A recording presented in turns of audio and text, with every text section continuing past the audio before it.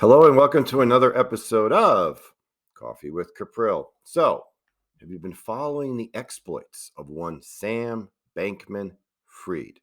Now I got to ask you something. I mean, have you seen this guy? Crazy hair out to here, walking around all the time dressed like a total slob, lives down in the Bahamas, and runs a crypto exchange. And amazingly, got a lot of people to do business with him. And now it appears a lot of the money has gone missing. So much so that, well, he's been extradited out of the Bahamas into U.S. custody. Now, let me first give you a little bit background here about what all this is about.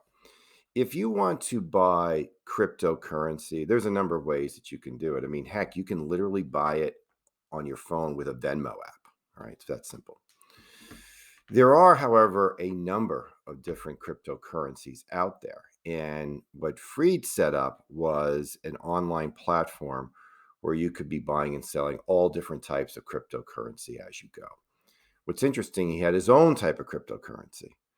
Now, this is kind of getting to a point where we're almost creating counterfeit because we're creating stuff that really has no value to it, knowing that at some point we have to convert it back to real currency because very few places are going to take it in its current form.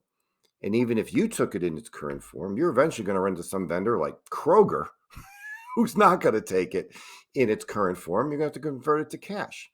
So in many ways, crypto, in my opinion, is a lot like counterfeit. You're creating something completely out of air.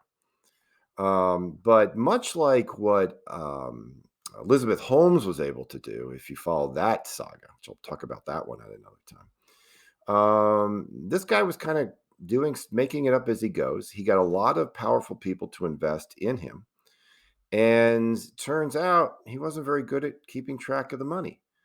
Now, he was known for giving money to a lot of causes, a lot of them political. In fact, he was the second largest donor to the Democrat Party, second only to George Soros.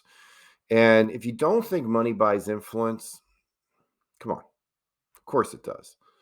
So the fact that he's been finally brought over, well, I'm glad it happened because, in my opinion, he's really no different than Madoff.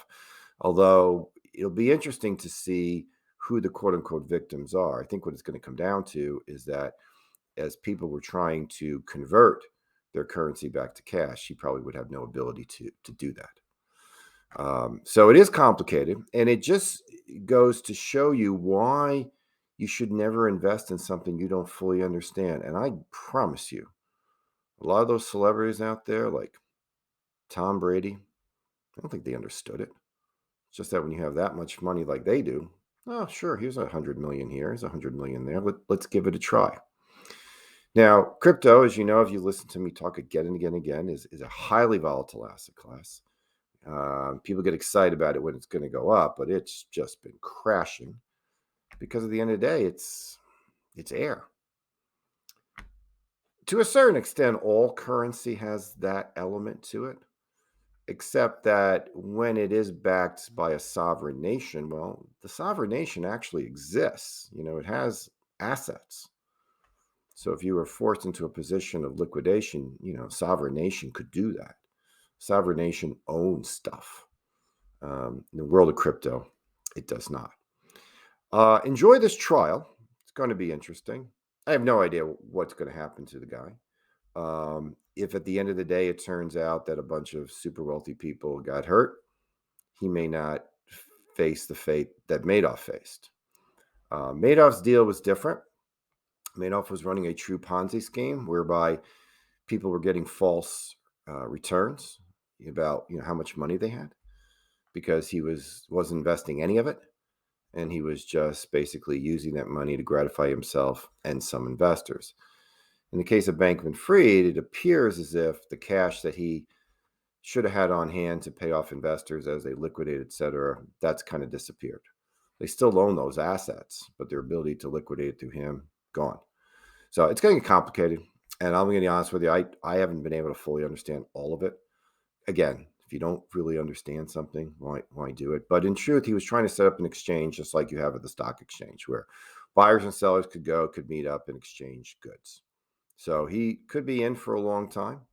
Usually, when you are that negligent on that big of a corporation, there's a penalty to be paid. You have a fiduciary responsibility to those with which you are investing in. So, not a fan of crypto, never recommend it for clients. You may recall I did my own personal crypto experiment just so I could personally experience the volatility of it. And I can go into that again because you're gonna be like, why did you do it if you think it's so bad? Well, no, I did it because I wanted to actually test the volatility of it personally.